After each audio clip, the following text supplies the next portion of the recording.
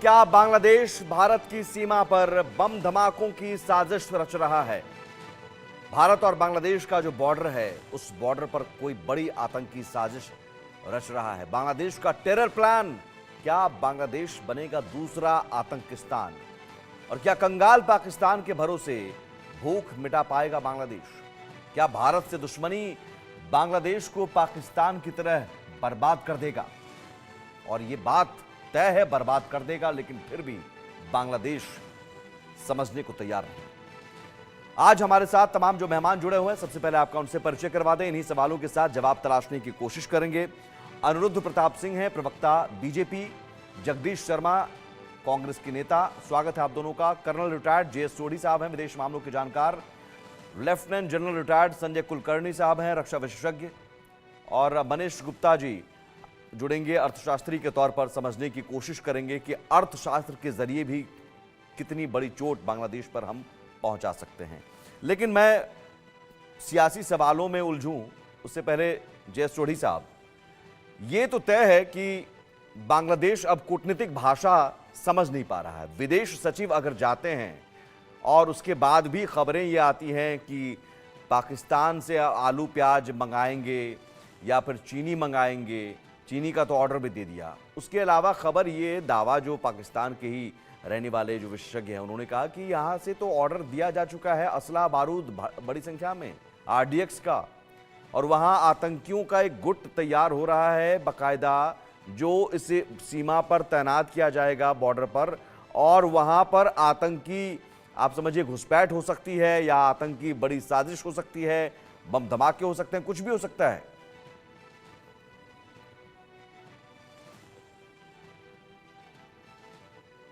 जय सोढ़ी साहब।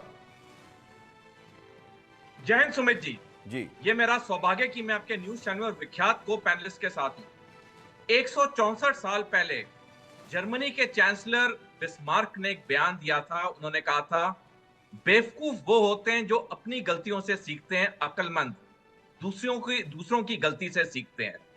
बांग्लादेश इस बारी पाकिस्तान से सबक और सीख नहीं ले रहा है और वो वही गलती कर रहा है जो पाकिस्तान ने दशकों पहले की, जिसका खामियाजा उसके नागरिक आज तक भुगत रहे हैं। बांग्लादेश उस रास्ते पे चल पड़ा है जैसे पाकिस्तान आज से कई दशक पहले चल पड़ा था, और हम देख रहे हैं कि पाकिस्तान आतंकवादियों का एक गढ़ बन चुका है। लेकिन साथ में एक और चेतावनी की बात यह है सुमित जी, कि आज तक हम भारत में टू फ्रंट वॉर की बात करते आए हैं। जिस तरह से पिछले 3-4 महीनों में बांग्लादेश का झुकाव चीन और पाकिस्तान की तरफ हो चुका है, और जिस तरह से वो भारत विरोधी बयान दे रहा है, और जिस तरह से बांग्लादेश में असला पहुंच रहा है। अभी कुछ हफ्ते पहले ही एक मर्चेंट नेवी शिप जो चिटागोंग बांग्लादेश में डॉक हुई थी, उसमें कंटेनर निकला जिसमें हथियार थे, लेकिन उस कंटेनर का ऑफिशियल कागजी कार्रवाई कहीं नहीं हुई थी। यानी कहने का मतलब है कि अब हम टू फ्रंट वॉर की बात कर रहे थे, आज तक चीन पाकिस्तान भारत पे करेगा, लेकिन अब जिस तरह से बांग्लादेश हरकतों कर रहा है, अब हमें थ्री फ्रंट वॉर के लिए तैयार होना पड़ेगा।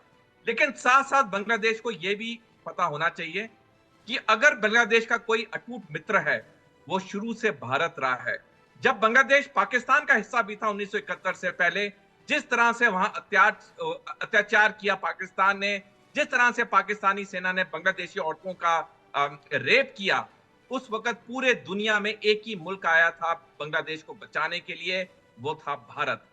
आगे लेकिन भी लेकिन अगर लेकिन सोढ़ी साहब, बांग्लादेश यही तो सवाल है कि वो समझ नहीं पा रहा है, या समझने वाला जो लोग हैं, समझने वाले लोग हैं, वो नहीं है सत्ता में। वो दबाए जा रहे हैं, वो कुचले जा रहे हैं। और जो कट्टरपंथी सोच है, जो पाकिस्तानी रोटी पर पलने वाले लोग हैं, जो पाकिस्तानियों की शह पर चलने वाले लोग हैं, वही लोग, मोहम्मद यूनुस एक पपेट हैं हम कह सकते हैं, और उन कट्टरपंथियों की सरकार है। संजय कुलकर्णी जी, अगर ये जैसा जय सोढ़ी साहब कह रहे हैं, और कितना बड़ा खतरा है कि अब थ्री फ्रंट पर हमें कश्मीर से पर तो लड़ ही रहे हैं। लड़ाई मतलब आमने सामने की लड़ाई, करगिल जैसी लड़ाई तो अलग है। लड़ाई तो हम रोज लड़ते हैं, वहां पर आतंकी घुसपैठ और आतंकी साजिश। अब उसी तरह की लड़ाई यहां बांग्लादेश बॉर्डर पर हमें लड़नी पड़ेगी, जिसमें से कई हिस्से कई किलोमीटर पोरस है।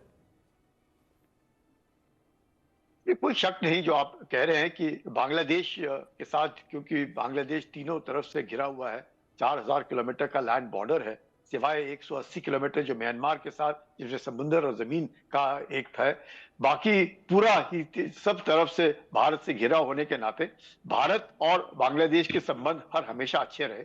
और 1947 से ही लगातार जिस प्रकार से पाकिस्तान ने बांग्लादेश को हर प्रकार से उसको निचोड़ा, उसके हम कहेंगे कि सेकंड रेट सिटीजन समझ करके बांग्लादेशियों को या बंगालियों को जो बोलते थे ईस्ट पाकिस्तान में, उन्हें कभी कोई कदर से नहीं देखा। और 1971 की जो लड़ाई हुई जिसमें भारत ने पूरा श्रेय से मुक्ति बाहिनी से मिलकर के बांग्लादेश को जो आजादी दिलाई, उसका मुझे लगता है आज जिस प्रकार से पाकिस्तान ने जमातियों के द्वारा, आईएसआई के द्वारा जिस प्रकार से पूरा एक जाल फैला रखा था, और जो अवामी लीग है, माना जाता था कि उनका झुकाव भारत की तरफ है, क्योंकि अवामी लीग को इस बात का पूरा यकीन था, विश्वास था कि भारत ही नहीं, अब एक ऐसा भारत देश करेगा है क्या? मैं ये समझना चाह रहा हूं कि भारत अब कूटनीतिक भाषा तो समझ नहीं आ रही है, तो ये इस तरह की लड़ाई और इस तरह की चीजों को, साजिशों को अंजाम देने की फिराक में है। भारत अब कब तक कूटनीतिक भाषा के सहारे है? भारत के पास ऑप्शंस हैं, ऐसी कोई बात नहीं है।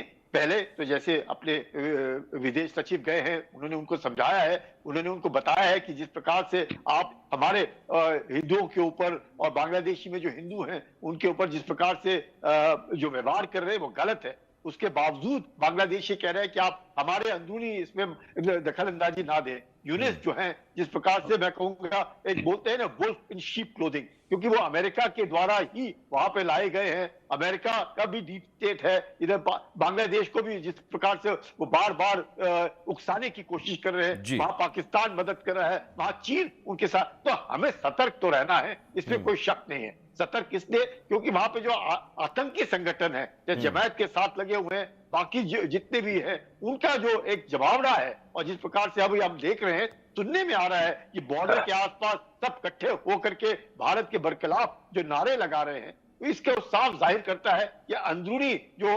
हरकतें हैं वो खराब हैं।